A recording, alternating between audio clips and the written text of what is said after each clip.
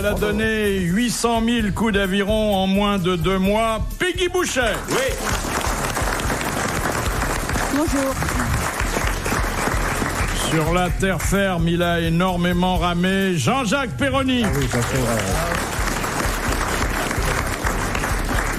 Il est tellement populaire qu'un jour à Marseille, on a voulu le porter en triomphe à l'intérieur de sa voiture. Thierry Roland. Bonjour. Il pratique 2 sports, la moto et la glisse sur les mains. Jacques Bellutin. Ah, c'est gentil. Ah, c'est aimable. Il enferme sa voix de bronze dans un coffre échappé, mais trop tard, à la statuaire antique. Michel Galabru. Alors, une belle sportive à côté de Thierry Roland, qui ne la connaissait pas. Eh non, je la connaissais de réputation, évidemment. Et en plus, l'inviter le jour de la Saint-Valentin. Oui, c'est beau. C'est gentil pour nous. Merci, Philippe. Elle est charmante et... Elle est très belle. Je vous devais une présence féminine aujourd'hui. Quand même. Alors, la Saint-Valentin, c'est réconfortant. Elle fait la une et l'intérieur de toutes les gazettes, y compris ce très joli dessin de 13 où on voit Lionel Jospin, mais oui, qui Vous avez du mal à retenir son nom, oui. hein. Il n'a pas la mémoire des cons. Moi, je m'attache pas avant 7-8 ans. Hein. Là, il arrive. Bon, Lionel Jospin est en train de dessiner un cœur pour la Saint-Valentin sur le mur de Matignon. Et à l'intérieur du mur, il trace une très belle inscription, très amoureuse. Je m'aime. C'est joli, ça. Oui. Et puis, comme les caricaturistes ont quand même souvent la fibre éditoriale, il faut noter cet autre dessin. On voit un travailleur qui vient de bénéficier des 35 heures. Il est affalé dans un fauteuil très confortable en face de la télé. Et le caricaturiste lui fait dire... Il va falloir que je trouve un deuxième boulot pour payer mes nouveaux loisirs. Hein?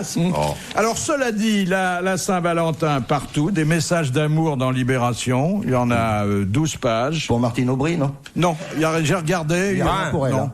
Et Voynet, rien non plus. Rien non plus. Mais C'est la Saint-Valentin. très, très, quand même, très amoureux, très touchant. Et alors, en plus, presque des couples normaux, je veux dire. Oui. Il n'y a pas. De Marcel à Jeannot, quoi. Non. Pas un seul qui dit non. Pratiquement pas. Mais depuis qu'il y a le Pâques, il n'y a plus rien. Ils sont maqués maintenant. Ils peuvent plus rien faire. Ils sont mariés. À Berlin, il y a un très grand journal qui a organisé un concours. Toutes les jeunes femmes ou jeunes filles qui parviendront à arracher un baiser à Leonardo DiCaprio, mais un vrai baiser, hein, photo à l'appui. Avec la langue et la salive. Voilà. Recevront 1000 marques. Et ça fait combien 1000 marques? 4000 balles. Et il paraît qu'on ne sait plus où inscrire les candidates. Ouais. En France, est-ce qu'on pourrait faire ça avec... On l'a fait, une femme l'a fait. C'est pas cette femme qui se faisait, pour un baiser, on fallait payer pour lui rouler un patin. Ah bah c'était Georgette, rue Blondel. Elle a existé. La petite sœur d'Alban. C'était la petite sœur d'Alban, il fallait payer. Mais en plus du baiser, après, elle te faisait l'irlandaise. Qu'est-ce que c'est? C'est une gâterie avec du thé. Excusez-moi, Peggy, hein, parce que enfin, la prochaine fois que vous ramerez, vous penserez à ça, comme ça, vous fera travailler un peu. J'irai peut-être plus vite, quoi. J'en ai une là-dessus, c'est un plombier, il arrive chez la cliente, et puis il dit ça vous gêne pas, je viens avec mon chien parce qu'il me rend énormément service. Oh bon, non, ça me gêne pas. Alors, il commence à bricoler, il fait tiens Kiki, va me chercher la clé de 12 dans la camionnette. Le chien il part, il revient avec la clé de 12 dans la gueule. La bonne femme, t'es intelligent, vous allez voir. Kiki, va dans la camionnette me chercher un joint de 8. Le chien il se barre, il ramène un joint de 8. Kiki va me chercher la clé de 13 là dans la camionnette, hop, il revient, il a la clé de 13. Il est très intelligent, vous allez voir. Assieds-toi Kiki. Alors Kiki s'assoit. Kiki, fais une pipe à papa. Le chien il bouge pas. Kiki, le chien bouge pas. Bon, Kiki, la dame va te montrer, mais c'est la dernière fois.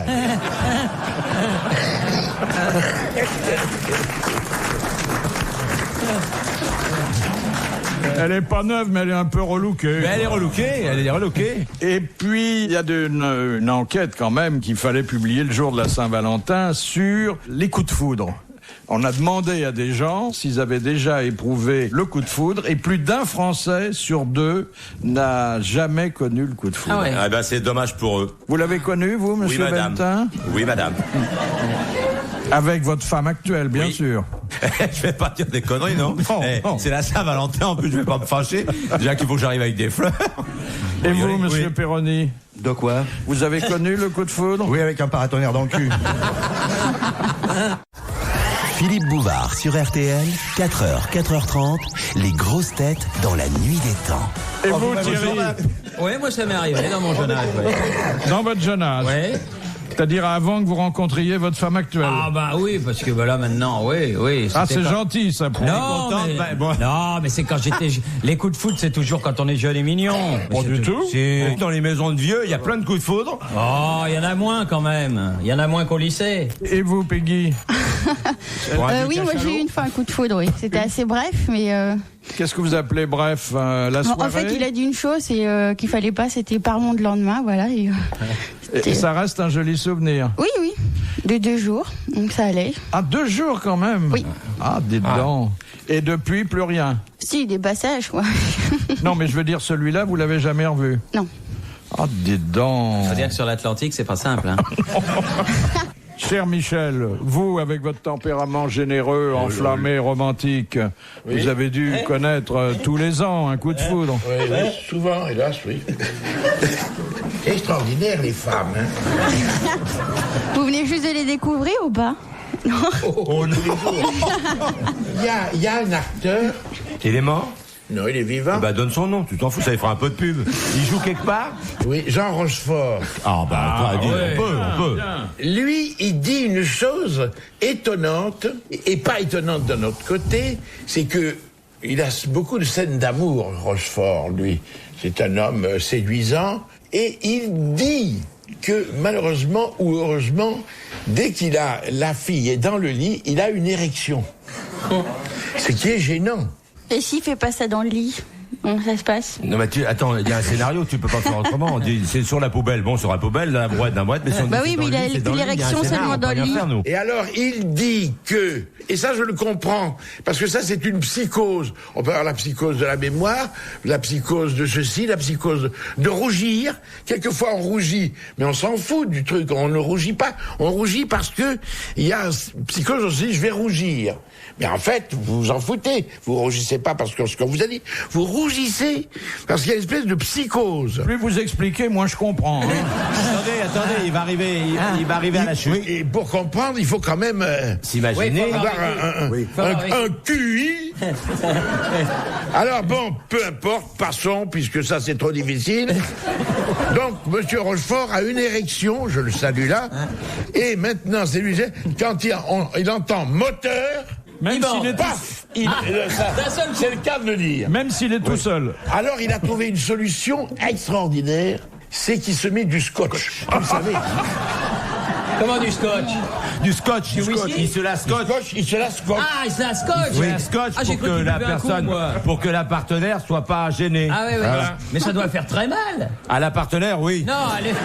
Parce que le scotch qui se prend dans les poils, ça fait un mal de chien. Oh là là là là. Tu le savais, ça? Oui. Ah, tu le savais? Oui. Ah, tu le savais? Oui. Oui, parce qu'un jour, Michel Drucker lui a fait un hommage et il a raconté cette histoire et j'ai cru que Drucker allait rentrer dans les bottes de paille. Il était liquide.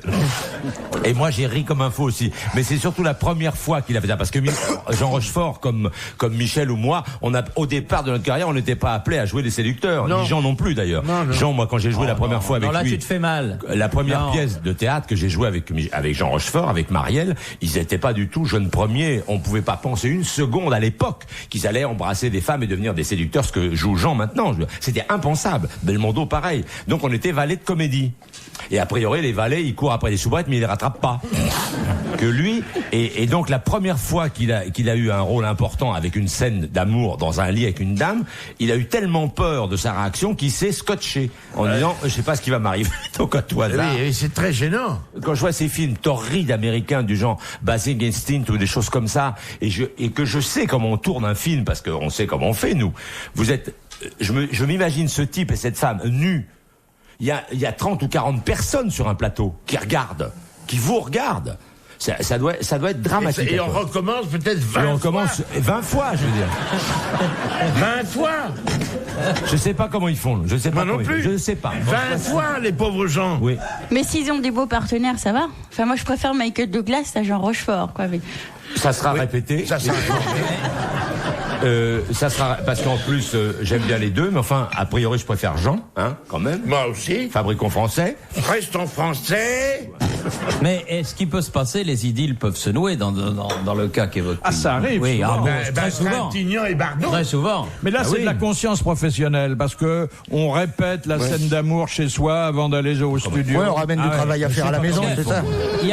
Il y a que récemment quand même la jeune fille qui a tourné avec Leonardo DiCaprio, Virginie Ledoyen, Oui, elle mais a dit qu'il est n'était plus, pas. elle est plus jeune fille. Non, elle est peut-être plus jeune fille, mais enfin, elle est quand même pas mal. Et Non, elle est belle même. Ah, elle est même très mignonne. La vache. Et elle a dit que Leonardo, mon cul, quoi. Ah bon? Ça lui avait strictement rien fait, oui. À Leonardo ou à elle? Non, à elle. Ah elle, ah bon, j'ai eu peur. Parce que elle. Leonardo, il a l'air bien dans le film. Alors, oui. attendez, il a un succès mondial. Ah et oui. je vous en souhaite le 100e. Mais c'est vrai, Thierry Roland, il ramène Jean-Michel Larquet à la maison, soit. C'est ça. Les grosses têtes dans la nuit des temps. Sur RTL, de 4h à 4h30. Aujourd'hui, Peggy Boucher est l'invitée des grosses têtes dans la nuit des temps du 14 février 2000. Une jolie femme pour une belle Saint-Valentin. Elle est aux côtés de Jean-Jacques Perroni, Thierry Roland, Jacques Balutin, Michel Galabru et Philippe Bouvard. Première citation que nous envoie Monsieur Ancise, qui a dit « Il n'y a pas de grand, il n'y a pas de petit, la bonne longueur pour Coluche. Oui. C'est quand les pieds touchent bien par terre. Oui. Eh ben alors là, c'est des débuts brillantissimes, puisque, avant même de donner... La fin de la phrase? Oui. J'avais l'intégrale de Coluche à bord. Ah, dites donc, c'est fou, là. Alors, la citation est exacte, et elle se termine par c'est quand les pieds touchent bien par terre, et c'est effectivement de Coluche, et je n'ai jamais assisté, et vous non plus, à des débuts culturels aussi brillants dans les grosses têtes. Jamais. Mais faut pas faire ça chaque fois, parce que moi, je me sens inutile. Hein. Faut le laisser aller au bout, tu vois, parce que sans ça, il... Et il aime bien aller au bout. Non, d'autant que là, pour lui, c'était bien comme phrase, tu vois. Bah oui, moi je pense que c'était une bonne phrase de défense pour Philippe, parce qu'à chaque fois je l'entends, tout le monde vous agresse, et là je trouvais que c'était vraiment Personne une l'agresse. phrase pour clouer le bec aux autres. Non. Il y a pas de grand, il y a pas de petit, c'est non, quand les pieds je touchent peux par pas terre, dire c'est pas. bien. Non, personne l'agresse. C'est C'est une tellement fiction, c'est Non, il est une gentil fiction. comme tout. C'est une friction. Alors, il est normal qu'on reçoive aujourd'hui Peggy Boucher. D'abord parce que elle a défrayé, dans le meilleur sens du terme, l'actualité. Ensuite, elle est charmante et c'est l'héroïne idéale pour une Saint-Valentin. Et aussi parce que les grosses têtes ont joué un rôle dans sa détermination sportive. Hein. Raconte-nous ça. Alors, en fait, j'étais étudiante en droit à Grenoble, et puis j'avais envie un petit peu de changer d'air, et à l'époque, je cherchais de l'argent pour faire un truc sur la Polynésie. J'ai envie de partir assez loin, et j'ouvre la radio, et là, je tombe sur les grosses têtes. Il y a quelqu'un qui arrêtait pas de parler de la Polynésie, c'était Kersozon, et je me suis dit, il a l'air de connaître un rayon là-dessus, donc j'ai envoyé un petit courrier. Et puis il m'a téléphoné 3-4 jours après pour me donner un petit coup de main là-dessus. Et À mon vous- avis, il va avoir du courrier tout d'un coup. Là. Et vous vous êtes rencontrés. Oui. Et charmant, hein. Et pourquoi oui. il n'a pas mis une voile plutôt que des rames? Parce qu'il sait, lui. Il rame peu, lui. Enfin, il rame, mais pas sur l'eau. Avant, peut-être. Lui, il rame peut-être pour chercher de l'argent, oui. Pour montrer qu'elle sait tout faire, Peggy a publié un livre, c'est normal, parce que c'est une espèce de journal de bord. Encore que vous preniez pas tellement de notes, hein, c'est pas confortable. Hein, Non, puis la première partie du bouquin, je l'avais écrit 4-5 mois après la première traversée. Et la deuxième partie, je l'avais écrit par téléphone. Parce que c'était trop dur de marquer sur l'ordinateur, que j'avais peur. Et de l'autre côté, je faisais tout pour me convaincre de l'inverse. Donc c'était assez difficile. Oui. Il y a une très jolie anecdote quand vous appelez votre papa au téléphone. Parce Pour que... les poissons. Oui. Un jour, elle voit un gros poisson qui vous effraie. Alors vous appelez papa au téléphone. Papa. Enfin bon, je sais pas, il y a des gens, des milliers de pêcheurs. kilomètres Oui, de là. c'était Hein. les dorades coryphènes qui vont à peu près 1 mètre. Et c'est vrai que c'était le premier gros poisson que je voyais pour la première. Et qu'est-ce qu'il dit, papa, au téléphone? Je dis bon, écoute, je devais lui décrire un petit peu l'allure du poisson. Et je lui disais, il est bleu, il a plein de couleurs. Et il me dit, bon, c'est une dorade, tu peux être recouché. Et toute la nuit, j'étais avec ma torche en train de regarder si je suivais pas le bateau. Et attendez, il ajoute, les petites bêtes n'ont jamais mangé les grosses. Il faut quand même me le dire. Mais ça peut être gros comme ça, une dorade coryphène? Oui. J'en ai pêché, j'en ai bouffé, moi, quand on a fait la traversée. Ah ouais, mais j'en avais une douzaine autour du bateau. C'est bon avec tout. Ah mais moi j'ai peur de les tuer. J'ai peur des poissons. Non mais elle faisait combien? 1 mètre. Il faut pas prendre une arête, hein. Vous avez peur des poissons? Oui, j'ai peur de les tuer. Mais j'ai même peur des petits poissons comme les poissons volants. Donc la nuit quand ils venaient dans le cockpit, quand ils venaient malheureusement s'écraser mollement à l'intérieur. Bon j'attendais, je les laissais un petit peu mourir, agoniser parce que j'avais pas le courage de les prendre et puis de les rejeter par-dessus bord. C'est bien. Donc c'est un côté cruel. C'est bien pour quelqu'un qui vit sur l'eau d'avoir peur des poissons. Ouais. C'est pratique. Alors, il y a quand même des fausses notes dans la Saint-Valentin. Sous la pression du Vatican, la municipalité de Rome a ordonné la fermeture d'un sex shop qui était situé trop près de Saint-Pierre. Ah, c'est dommage, parce que pour Saint-Pierre, il faut être couvert pour rentrer. Mais ça m'étonnerait que Saint-Pierre soit inébranlable. Oh. Alors ça aurait été moi qui aurais dit ça, on aurait dit j'étais cochon, vous voyez. Ah oui. Mais elle, c'est un marin, elle a le droit. Non, mais parce que la municipalité d'Ixit, on avait peur que les pèlerins du jubilé s'arrêtent devant la boutique. Oh ben là, n'empêche pas l'autre. Ça n'empêche pas, hein. Ouais. Fait face en plaide. Enfin, c'est une attaque à la liberté du commerce. Ben oui. De quel droit peut-on faire sauter une boutique alors c'est une manque de liberté, là. Il y a pas. Vous êtes déjà entré dans un sex shop, monsieur Michel? Bien entendu, qui n'est pas rentré. Je suis même entré dans un sex shop allemand, en Allemagne, à Berlin. Et je regardais de ci, de là, les choses. Quand le vendeur, là, le propriétaire, il avait un type, était persuadé que j'étais en train de voler. Je voyais son œil qui était menaçant, et moi, je ne volais rien. Et alors, et il me dit brusquement, il a bondi sur moi. Alors là, ma réaction a été très violente. Comme je savais que j'avais rien à me reprocher. Quoi? Hop, je me suis déshabillé. Complètement. M'a dit. Ce qui est pas tellement rare dans un sex shop. Slip, il m'a dit, pardon, je sais pas, dans sa langue, le truc. Yeah. Mais autrement, vous n'avez rien acheté ce jour-là. Je trouve que je ne serais pas m'en servir, assez inutile. Qu'est-ce qu'on peut prendre là-dedans? Moi, je suis pas masochiste, comme on dit. Je suis pas pour faut dévoler. Ça ne me dit rien. De me faire taper non plus. Mais pourquoi vous êtes rentré dedans alors? Oui, parce que c'est une curiosité. Qu'est-ce qu'on vend? etc. Forcément. Et puis l'attrait du sexe qui est évident chez tout homme, hélas, qui est un peu obsédé, c'est vrai. Mais de là acheter ces cochonneries, c'est inutile. Ils vous vendent des quoi? Des sexes en caoutchouc? Non, il y a des trucs marrants, Michel. Moi, j'avais acheté des dessins animés porno, c'était extraordinaire. Blanche-Neige et les 7 nains porno, c'est grandiose. Oui. Ah. Ça, c'est Blanche-Neige et les 7 mains. Je crois que je dois l'avoir toujours. Je peux vous le prêter, si vous voulez. Non, oh, bah oui, ça. Non. Oh, il va être content pour la Saint-Valentin, ça manque à sa culture, à Philippe. Non. C'est gentil, et on parle de nain, je peux vous le prêter, tout de suite. Retrouvez les grosses têtes dans la nuit des temps, à tout moment, sur RTL.fr.